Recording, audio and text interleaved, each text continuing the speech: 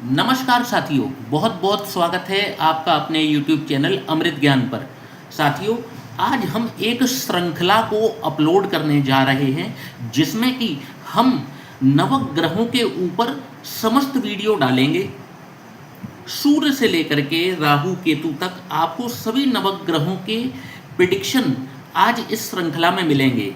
इस श्रृंखला का जो पहला वीडियो है वो है सूर्य देव के ऊपर। तो आइए इस पहले वीडियो की शुरुआत करें और जानें कि कुंडली में सूर्य का क्या महत्व है और कुंडली के समस्त 12 भावों में सूर्य देव विराजमान होकर के किस प्रकार का परिणाम प्रदान करते हैं। साथियों, आपकी चाहे कोई भी लग्न हो, कोई भी राशि हो, कोई फर्क नहीं पड़ता। आप बस अपनी जन्म पत्रिका को उठा लीजिए और देखिए कि आपके सूर्य देव किस भाव में विराजमान हैं।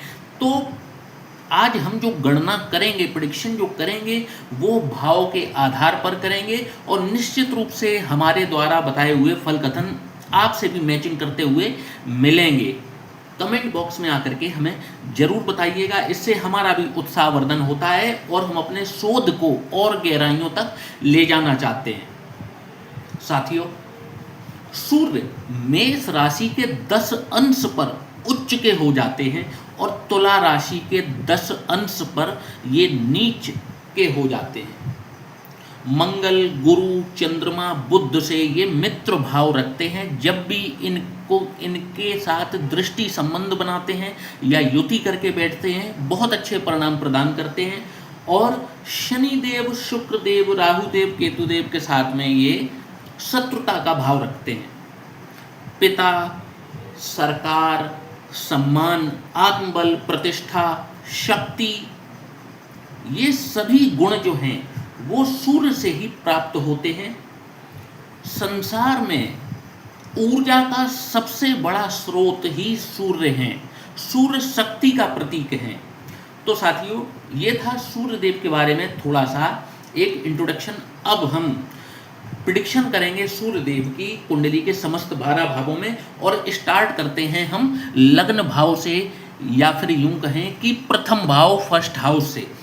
जब भी किसी व्यक्ति का सूर्य देव जो हैं वो कुंडली के प्रथम भाव में विराजमान होंगे तो कैसा रिजल्ट देंगे। तो साथियों, जब भी सूर्य देव लग्न भाव में विराजमान होते हैं, जो कि व्यक्ति का व्यक्तित्व है, उसकी पर्सनैलिटी है, तो जब भी सूर्यदेव यहाँ विराजमान होते हैं, ऐसे व्यक्ति का जो शारीरिक गठन है, यानी कि उसके बॉडी का जो स्ट्रक्चर है, शारीरिक जो संरचना है, बहुत ही गठीला बदन ऐसे व्यक्ति का होता है। एक अट्रैक्टिव पर्सनैलिटी का व्यक्ति होता है, उसका जो व्यक्तित्व है बहुत ही आकर्षक होता है। परंतु जब भी यहाँ पर सूर्यदेव बैठते हैं, ऐसे व्यक्ति के अंदर एक नेगेटिव पॉइंट देते हैं और वो नेगेटिव पॉइंट है आलसी बना देते हैं।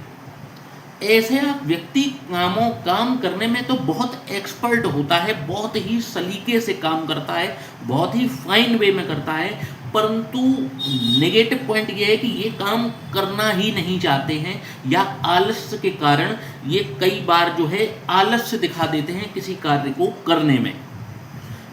जब तक करेंगे नहीं तो करेंगे नहीं, जब ये करते हैं तो काम को बहुत अच्छे से, सलीके से, कायदे से उस कार्य को करेंगे, उसके अंजाम तक जरूर पहुंचाएंगे। ऐसे व्यक्ति के अंदर आलस्य इतना ज़्यादा हो जाता है कि कई बार ये महत्वपूर्ण अवसर भी खो बैठते हैं। इनको बिना बात के अनावश्यक क्रोध भी आता है। कई बार तो ये अपने क्रोध पर कंट्रोल करने की कोशिश भी करते हैं, परंतु ये अपने क्रोध पर कंट्रोल नहीं कर पाते। पर्यटन करने के, घूमने फिरने के बहुत शौकीन होते हैं। नए नए स्थानों पर जाना, नए नए लोगों से मुलाकात करना इनको बहुत पसंद होता है। आँखों और त्वचा से संबंधित कोई ना कोई रोग इनको हमेशा लगा रहता है। इनके अंदर एक दिक्कत और है, इनके अंदर जो कामातुरता है, जिसे कहते हैं काम की अग्नि या वासना कह सकते हैं, ये बहुत ज़्यादा होती है और इस पर भी इनको कंट्रोल अवश्य करना चाहिए। लग्न में बैठे हुए सूर्य की एक विशेषता मैं आपको बताता हूँ। ऐसा व्यक्ति सम्मान प्रिय होता है। आत्मसम्मान ऐसे व्यक्ति का बहुत बड़ा होता है। ये अपने सम्मान की खातिर अपने प्राण तक त्याग सकते हैं, इतना इनको अपना सम्मान प्रिय होता है।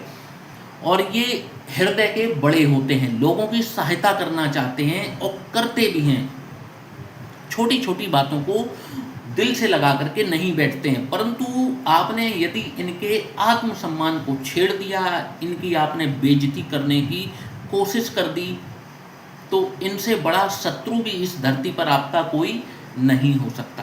साथियों, बात करेंगे सूर्य यदि किसी के द्वितीय भाव में विराजमान हो कैसा परिणाम दिखाएंगे। साथियों, द्वितीय भाव जो कि कुटुंब का भाव है, आपकी वाणी का भाव है, यदि सूर्यदेव यहाँ पर विराजमान हैं तो इनको ये अत्यंत भाग्यशाली बनाते हैं। ये जिस किसी कार्य में हाथ डालेंगे, यदि इन्होंने थोड़ी सी भी प्लानिंग की है उस कार्य को करने की, तो इनको सफलता अवश्य मिलती है। धन की कोई कमी इनको नहीं होती, अर्थात ऐसा कोई कार्य नहीं है इनके जीवन में जो ये कह सके कि मेरा धन की वजह से ये कार्य रुक गया। वाहन का सुख बहुत जल्दी प्राप्त होता है, निरंतर ये अपना वाहन परिवर्तन भी करते रहते हैं, वाहन का सुख भी इनको मिलता रहता है। और धन स्थान पर जो सूर्य हैं वो व्यक्ति को पुत्र रत्न की प्राप्ति भी अवश्य ही करवाते हैं। दांत और मुख से संबंधित कोई ना कोई रोग इनको इस स्थान पर बैठे हुए सूर्य अवश्य देते हैं। साथियों, बात करेंगे सूर्य देव यदि किसी के तृतीय भाव में विराजमान हो कैसा परिणाम दिखाएंगे। साथियों, तृतीय भाव आपके छोटे भाई बहनों का भाव है, आपके पराक्रम का भाव है। जब भी सूर्य यहाँ पर विराजमान होते हैं ऐसा व्यक्ति शौर्यवान होता है, पराक्रम इनका प्रचंड स्तर का होता है। जब मेहनत करते हैं, अपना पराक्रम दिखाते हैं तो इन समान कोई दूसरा दिखाई नहीं देता। अपने पराक्रम का ये सही स्थान पर प्रयोग भी करते हैं और इसी कारण से इनको सम्मान भी बहुत मिलता है। सम्मान के ये भूखे भी होते हैं, कई बार ये अपना पैसा, अपना समय केवल सम्मान पाने की खातिर लगाते हैं। इसी वजह से इनको हर जगह जहाँ पर भी जाते हैं इनको सम्मान की प्राप्ति होती ही होती है। जब भी सूर्य तृतीय भाव में होते हैं व्यक्ति को अपने भाइयों से सिवाय बैर के कुछ भी हासिल नहीं होता। इनके भाई इनके सभी कार्यों में, चाहे ये सही कार्य करें चाहे ये गलत कार्य करें, इनके भाइयों ने इनका विरोध करना है तो करना है। जन्म स्थान से दूर जाकर के इनको तरक्की प्राप्त होती है। यदि ये जन्म स्थान पर ही बने रहते हैं तो कभी भी तरक्की नहीं कर पाते। आय से अधिक खर्च इनकी एक कमजोरी हम कह सकते हैं। साथियों, बात करेंगे सूर्य यदि किसी के चतुर्थ भाव में विराजमान हो कैसा परिणाम दिखाएंगे। चतुर्थ भाव होता है माता के सुखों का भाव, आपका घरेलू एनवायरनमेंट, आपके भूमि भवन वाहन सब कुछ हम चतुर्थ भाव से ही देखते हैं। जब भी सूर्यदेव यहाँ पर विराजमान होते हैं ऐसे व्यक्तियों को अपने मित्रों से बहुत सावधान रहना चाहिए। ऐसे मित्र जिन पर ये बहुत ज़्यादा बेइंतहा भरोसा करते हों, इनका कोई ना कोई मित्र इनको धोखा अवश्य देता है। इनका जो चितवन है वो भी कुछ इस प्रकार का होता है जैसे एक जगह ठहराव इनको पसंद नहीं होता, कभी यहाँ खड़े रहना कभी वहाँ खड़े रहना, टहलते रहना, कुछ इस प्रकार का घूमना फिरना निरंतर, कुछ इस प्रकार का इनका चितवन होता है। यदि इनके विचारों की बात की जाए तो ये अपने विचारों में, सोच विचार में स्टेबल नहीं होते, थोड़े से अनस्टेबल दिखाई पड़ते हैं। जब भी सूर्य चतुर्थ भाव में हो इनके विचार लगातार बदलते रहते हैं। आज ये आपसे कुछ कहेंगे, कल कभी कुछ कहेंगे, इसी प्रकार का। शारीरिक गठन की यदि बात करें तो कई बार इनका जो गठन है वो संतुलित होता है और कई बार ये दोहरे शरीर के भी हो सकते हैं।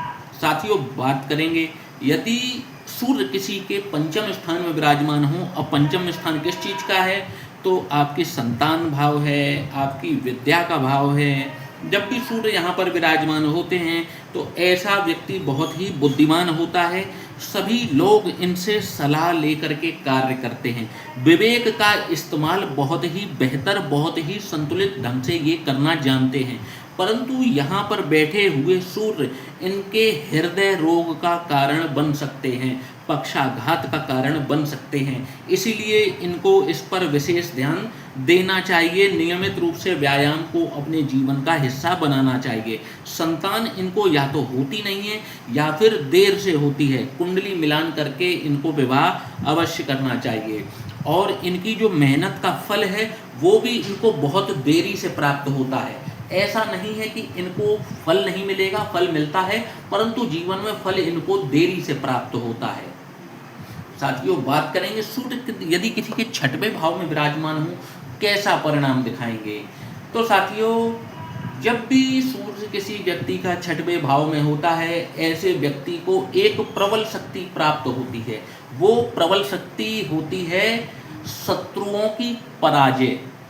शत्रु इनके सामने टिक ही नहीं पाते। यदि इनको शत्रुओं का संहारक कह दिया जाए तो किंचित भी अतिशयोक्ति नहीं होती। शत्रु इनके सामने आने से भी घबराते हैं। जब भी ये सामने खड़े होंगे, आप नोटिस करेंगे, यदि आपका सूर्य छठवें भाव में है, आपके शत्रु आपका सामना नहीं कर पाते होंगे, पीछे कदम हटा लेते होंगे। जब भी आपको क्रोध आता होगा, जब भी आपको गुस्सा आती होगी, आपके शत्रु आपसे कोसों दूर दिखाई पड़ते होंगे। ये तो हो गई आपके पराक्रम की बात, आपकी। अब बात करते हैं आजीविका की। तो आजीविका के मामले में ये थोड़े से कंफ्यूजिंग रहते हैं, सही चयन नहीं कर पाते, अध्ययन किसी और विषय का करते हैं, अपनी पढ़ाई लिखाई किसी और विषय पर करेंगे और काम किसी और को चुन लेंगे। कहने का मतलब है अपने पढ़ाई का यूज़ ये अपने कैरियर में नहीं करते हैं, कैरियर को ये अलग तरीके से बनाने वाले होते हैं। सही और गलत का जो निर्णय होता है ये कभी भी ठीक समय पर नहीं ले पाते, हमेशा कंफ्यूजिंग स्टेट में रहेंगे कि कब कौन सा डिसीजन लेना चाहिए, कब कौन सा डिसीजन नहीं लेना चाहिए। इनको हमेशा कंफ्यूजन होती है। इसी वजह से कई बार ये महत्वपूर्ण अवसर भी खो बैठते हैं। साथियों, बात करेंगे सूर्य यदि किसी का सप्तम स्थान में विराजमान है कैसा परिणाम दिखाएंगे। साथियों, रिलेशनशिप का भाव है 7th हाउस। यहाँ पर सौम्य प्लेनेट तो अच्छे रिजल्ट करते हैं, परंतु सूर्य जो हैं वो पापी ग्रहों में आते हैं। सूर्य जब भी सप्तम स्थान में विराजमान होते हैं, इनके अंदर एक चिड़चिड़ापन आ जाता है, क्योंकि इनको किसी न किसी प्रकार की कोई ना कोई व्याधि लगी रहती है, परेशानी लगी रहती है, बीमारी लगी रहती है, शरीर परेशान रहता है इनका। इस वजह से इनके व्यक्तित्व में एक आ जाता है चिड़चिड़ापन, और कहीं ना कहीं ये चिड़चिड़ापन इनके दाम्पत्य जीवन में कलेश का कारण भी बनता है। एक्स्ट्रा मैरिटल अफेयर सप्तम भाव में सूर्य के होते हुए जरूर होता है। साथियों, बात करेंगे सूर्य यदि किसी के अष्टम भाव में हो तो कैसा परिणाम दिखाएंगे। अष्टम भाव आयु का भाव है। जब भी यहाँ पर सूर्य विराजमान होते हैं, ऐसे व्यक्ति को जीवन में मान हानि का सामना जरूर करना पड़ता है। कई बार इनकी जीवन में बेइज्जती होती है, सार्वजनिक रूप से भी हो सकती है, घर में भी हो सकती है, जीवन साथी के द्वारा भी हो सकती है। बहरहाल इनके आत्मसम्मान को पग पग पर चोट पहुंचती है। इनको कई बार बेइज्जती का सामना करना पड़ सकता है।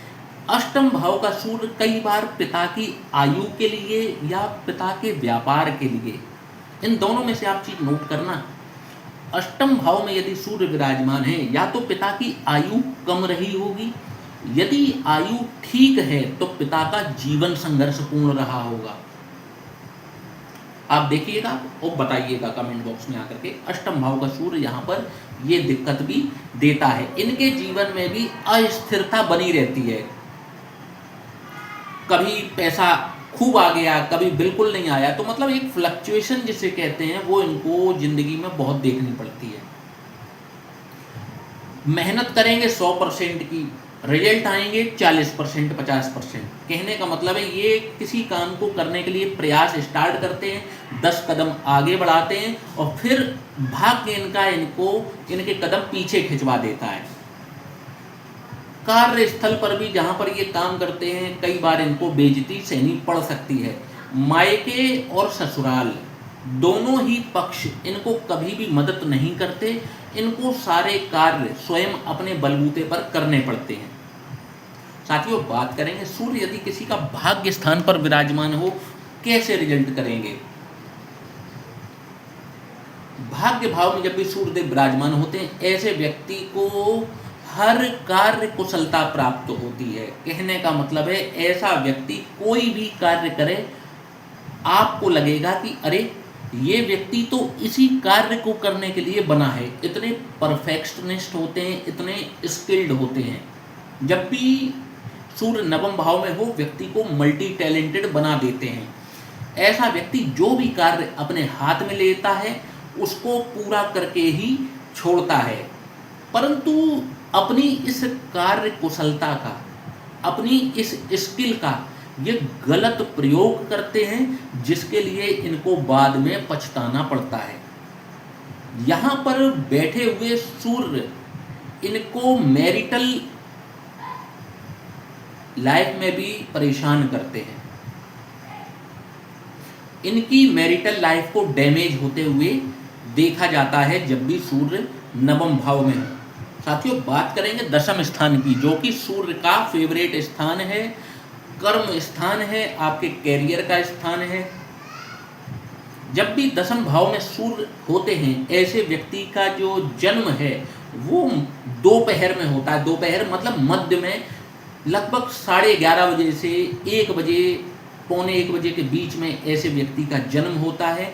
जब भी सूर्य दशम स्थान में हो, ऐसा सूर्य पूर्ण बली अवस्था में होता है। ऐसे व्यक्ति को राजयोग की प्राप्ति निश्चित रूप से होती है। ऐसा व्यक्ति उच्च पद को प्राप्त करता है। महालक्ष्मी की इन पर विशेष कृपा होती है, आशीर्वाद होता है।